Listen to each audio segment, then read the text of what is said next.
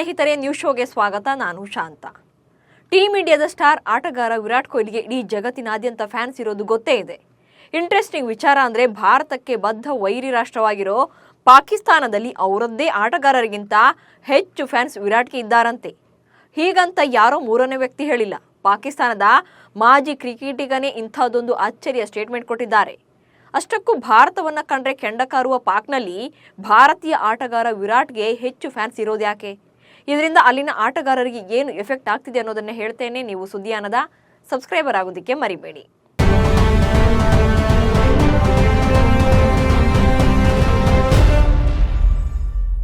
ಕ್ರಿಕೆಟ್ನ ಗಂಧ ಗಾಳಿಯೂ ಕೂಡ ಗೊತ್ತಿಲ್ಲದ ನೆಲದಲ್ಲೂ ಕೂಡ ಇಂದು ಬ್ಯಾಟ್ ಬಾಲ್ ಸದ್ದು ಮಾಡ್ತಾ ಇದೆ. ಜಗತ್ತಿನಲ್ಲಿ ಫುಟ್ಬಾಲ್ ಬಳಿಕ ಕ್ರಿಕೆಟ್ ಅಷ್ಟರ ಮಟ್ಟಿಗೆ ಜನಪ್ರಿಯತೆಯನ್ನು ಪಡ್ಕೊಳ್ಳೋಕೆ one of the main reason Virat Kohli. ಅಷ್ಟೇ ಯಾಕೆ, ಶತಮಾನದ ಬಳಿಕ ಒಲಿಂಪಿಕ್ಸ್ಗೆ ಮತ್ತೆ ಕ್ರಿಕೆಟ್ ಸೇರ್ಪಡೆ ಮಾಡುವಲ್ಲಿ ಕೊಹ್ಲಿಯ ಪ್ರಮುಖ ಕಾರಣ ಅಂತ ಆಯೋಜಕರು ಕೂಡ ಹೇಳಿದ್ದು ಕೂಡ ನಿಮಗೆಲ್ಲ ನೆನಪಿರಬಹುದು. ವಿರಾಟ್ ಕೊಹ್ಲಿ ಅವರ ಜನಪ್ರಿಯತೆಯನ್ನು ಕೊಂಡಾಡಿರುವ ಪಾಕಿಸ್ತಾನದ ಮಾಜಿ ಕ್ರಿಕೆಟಿಗ ಕಮ್ರಾನ್ ಅಕ್ಮಲ್ ಹೊಸ ಪೀಠಿಕೆ ಬೇರೆ ಹಾಕಿದ್ದಾರೆ. ಇತ್ತೀಚೆಗಷ್ಟೇ ಪಾಕಿಸ್ತಾನ ಕ್ರಿಕೆಟರ್ಸ್ ಸಾಲು ಸಾಲು ಫ್ಲಾಪ್ ಶೋಗಳನ್ನು ಕೊಡ್ತಿದ್ದಾರೆ. T20 ವಿಶ್ವಕಪ್ನಲ್ಲಿ ಕ್ರಿಕೆಟ್ ಶಿಶು ಅಂತ ಕರೆಸಿಕೊಳ್ಳೋ ಅಮೆರಿಕದ ಎದುರೇ ಸೋತು ಲೀಗ್ ಹಂತದಲ್ಲೇ ಟೂರ್ನಿಂದ ಹೊರಬಿದ್ದಿದ್ರು. ಆ ಬಳಿಕ ಇತ್ತೀಚೆಗೆ ಬಾಂಗ್ಲಾ ವಿರುದ್ಧ ನಡೀತಾ ಇರುವಂತಹ ಟೆಸ್ಟ್ ಸರಣಿಯ ಮೊದಲ ಪಂದ್ಯದಲ್ಲಿ ಇತಿಹಾಸದಲ್ಲಿ ಇದೇ ಮೊದಲ ಬಾರಿಗೆ ತಮ್ಮದೇ ನೆಲದಲ್ಲಿ ಬಾಂಗ್ಲಾ ಎದುರು ಮಣ್ಣು ಮುಕ್ಕಿದ್ರು. ಆರ್ಥಿಕವಾಗಿ ಪಾತಾಳಕ್ಕೆ ಕುಸಿದಿರೋ ಪಾಕ್ನಲ್ಲಿ ಆಟಗಾರರು ಬರೀ ಬಿಲ್ಡಪ್ ಕೊಟ್ಕೊಂಡು ಓಡಾಡ್ತಿದ್ದಾರೆಯೇ ಹೊರತು ಗೆಲುವನ್ನ ಮರ್ತಿದ್ದಾರೆ. ಹೀಗಾಗಿ ತಮ್ಮದೇ ಆಟಗಾರರಿಗೆ ಚಾಟಿ ಬೀಸಿರುವ ಕಮ್ರಾನ್ ವಿರಾಟ್ ಮತ್ತು ರೋಹಿತ್ರನ್ನ ಹಾಡಿ ಹೊಗಳಿದ್ದಾರೆ. ಅದಕ್ಕೆ ಕಾರಣ ಕೂಡ ಇದೆ. ಭಾರತದ ಸ್ಟಾರ್ ಬ್ಯಾಟ್ಸ್ಮನ್ ವಿರಾಟ್ ಕೊಹ್ಲಿ ಅವರನ್ನ ಪಾಕ್ನ ಮಾಜಿ ಕ್ರಿಕೆಟಿಗ ಕಮ್ರಾನ್ ಅಕ್ಮಲ್ ಗುಣಗಾನ ಮಾಡಿದ್ದಾರೆ. ಪಾಕಿಸ್ತಾನದಲ್ಲಿ ವಿರಾಟ್ ಕೊಹ್ಲಿ ಅತ್ಯಂತ ಜನಪ್ರಿಯ ಕ್ರಿಕೆಟಿಗ. ಕೊಹ್ಲಿಗಿಂತ ಜನಪ್ರಿಯ ಯಾವ ಕ್ರಿಕೆಟಿಗರು ನಮ್ಮಲ್ಲಿಲ್ಲ. ಅವರಿಗೆ ಪಾಕ್ನಲ್ಲಿ ಅಷ್ಟೊಂದು ಅಭಿಮಾನಿಗಳಿದ್ದಾರೆ. ಹೀಗಾಗಿ ವಿರಾಟ್ ಕೊಹ್ಲಿ ಒಮ್ಮೆಯಾದರೂ ಕೂಡ ಪಾಕಿಸ್ತಾನದಲ್ಲಿ ಆಡಬೇಕು ಅಂತ ನಾನು ಬಯಸ್ತೇನೆ ಎಂದು 2025ರ ಚಾಂಪಿಯನ್ಸ್ ಟ್ರೋಫಿಗೆ ಇನ್ವಿಟೇಷನ್ ಕೊಟ್ಟಿದ್ದಾರೆ. ಇಷ್ಟಕ್ಕೆ ಸುಮ್ಮನಾಗದ ಕಮ್ರಾನ್, ಪಾಕಿಸ್ತಾನದಲ್ಲಿ ವಿರಾಟ್ ಕೊಹ್ಲಿಗೆ ನೀಡುವ ಗೌರವ ಮತ್ತು ಪ್ರೀತಿ ಬೇರೆ ಯಾವುದೇ ಆಟಗಾರನಿಗೆ ಸಿಗೋದಿಲ್ಲ. ಹೀಗಾಗಿ ಭಾರತೀಯ ಕ್ರಿಕೆಟ್ ದಿಗ್ಗಜರಾದ ವಿರಾಟ್ ಕೊಹ್ಲಿ ಮತ್ತು ರೋಹಿತ್ ಶರ್ಮಾ ಅವರು ನಿವೃತ್ತಿಯಾಗುವ ಮೊದಲೇ ಒಮ್ಮೆಯಾದರೂ ಕೂಡ ಕ್ರಿಕೆಟ್ ಆಡೋಕೆ ಪಾಕಿಸ್ತಾನಕ್ಕೆ ಬರಬೇಕು.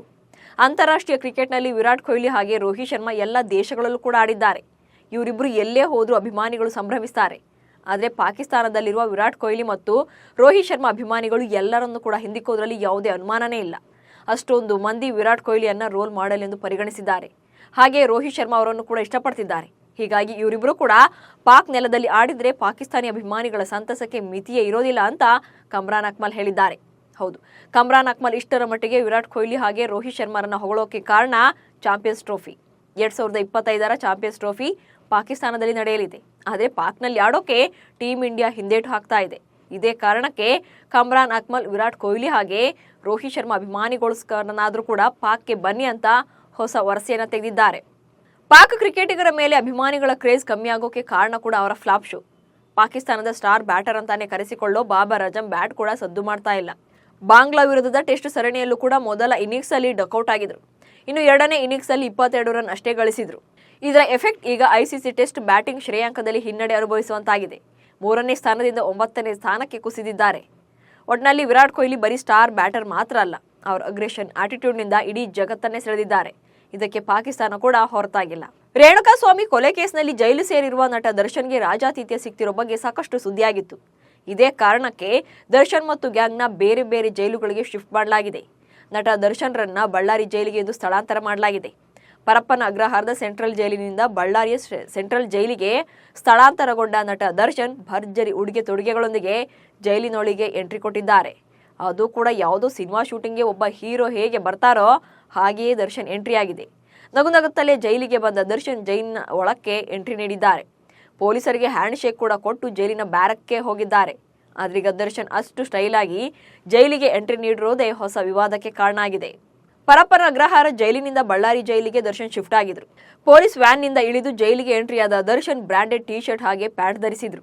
ಅವರು ಧರಿಸಿದ್ದ ಪೂಮಾ ಟೀ ಶರ್ಟ್ನ ಬೆಲೆ ಬರೋಬ್ಬರಿ 10,000 ರೂಪಾಯಿ. ಅವರು ಧರಿಸಿದ್ದ ಕೂಲಿಂಗ್ ಗ್ಲಾಸ್ನ ಬೆಲೆ ಏನಿಲ್ಲ ಅಂದ್ರೂ 1 ಲಕ್ಷ ರೂಪಾಯಿಗೂ ಕೂಡ ಹೆಚ್ಚಿದ್ದಾಗಿದೆ. 25,000 ಮೌಲ್ಯದ ಫುಲ್ ಓವರ್ ಧರಿಸಿದ್ರು. ಇನ್ನು ಬ್ರಾಂಡೆಡ್ ಜೀನ್ಸ್ ಏನಿಲ್ಲ ಅಂದ್ರೂ 30,000 ರೂಪಾಯಿ ಎಂದು ಅಂದಾಜಿಸಲಾಗಿದೆ. ಇನ್ನು ತಮ್ಮ ಎಡಗೈಗೆ ತೊಟ್ಟಿದ್ದ ವ್ರಾಪ್ ಬ್ರ್ಯಾಂಡ್ನ ಬೆಲೆ ಕಮ್ಮಿ ಅಂದ್ರೂ ಕೂಡ 5,000 ರೂಪಾಯಿ. ಅಲ್ಲಿಗೆ ದರ್ಶನ್ ಜೈಲು ಪ್ರವೇಶಿಸುವಾಗ 1,70,000 ರೂಪಾಯಿಗಳಷ್ಟು ಮೌಲ್ಯದ ಬಟ್ಟೆ ಹಾಗೆ ಗ್ಯಾಜೆಟ್ಗಳನ್ನು ಧರಿಸಿದ್ರು ಅಂತ ಹೇಳಲಾಗಿದೆ. ಇದೇ ಈಗ ಆಕ್ರೋಶಕ್ಕೆ ಕಾರಣ ಆಗಿದೆ. ಜೈಲಿಗೆ ಬಂದವರಂತೆ ದರ್ಶನ್ ಬಂದೇ ಇಲ್ಲ, ಅವರು ಸಿನಿಮಾ ಶೂಟಿಂಗ್ಗೆ ಬಂದಂತೆ ಬಂದಿದ್ದಾರೆ. ಮೊದಲೇ ರಾಜಾತಿಥ್ಯದ ಆರೋಪಕ್ಕೆ ಗುರಿಯಾಗಿರುವ ದರ್ಶನ್ ಅವರು ಇನ್ನು ಬಳ್ಳಾರಿಯಲ್ಲೂ ಕೂಡ ಐಷಾರಾಮಿಯಾಗಿ ಬದುಕೋಕೆ ಅವಕಾಶ ಕೊಡ್ತಾರೆ ಅಂತ ಜನ ಕಿಡಿಕಾರ್ತಿದ್ದಾರೆ. ಇದೇ ಕಾರಣಕ್ಕೆ ಕರ್ತವ್ಯ ಲೋಪ ಎಸಗಿದ ಭದ್ರತಾ ಸಿಬ್ಬಂದಿ ವಿರುದ್ಧ ಕ್ರಮ ಕೈಗೊಳ್ಳುವಂತೆ ಕಾರಾಗೃಹ ಇಲಾಖೆಯ ಡಿಜಿಪಿಗೆ ಡಿಐಜಿ ಟಿಪಿ ಶೇಷ ಅವರು ಪತ್ರ ಬರೆದಿದ್ದಾರೆ. ಮತ್ತೊಂದು ಕಡೆ ಬೆಂಗಳೂರಿನ ಪರಪ್ಪನಗ್ರಹಾರ ಜೈಲಿನಲ್ಲಿ ದರ್ಶನ್ ಅವರಿಗೆ 6106 ನಂಬರ್ ನೀಡಲಾಗಿತ್ತು. ಬಳ್ಳಾರಿ ಕಾರಾಗೃಹಕ್ಕೆ ತೆರಳಿದ ನಂತರ ದರ್ಶನ್ ಅವರ ಕೈದಿ ನಂಬರ್ ಬದಲಾಗಿದ್ದು 511 ಎಂಬ ನಂಬರ್ ನೀಡಲಾಗಿದೆ. ಇನ್ನು ಆರಂಭದಲ್ಲಿ ದರ್ಶನ್ರನ್ನು ಶಿರಾ ಮಾರ್ಗವಾಗಿ ಬಳ್ಳಾರಿ ಜೈಲಿಗೆ ಕರ್ಕೊಂಡು ಹೋಗಲಿದ್ದಾರೆ ಎನ್ನಲಾಗಿತ್ತು.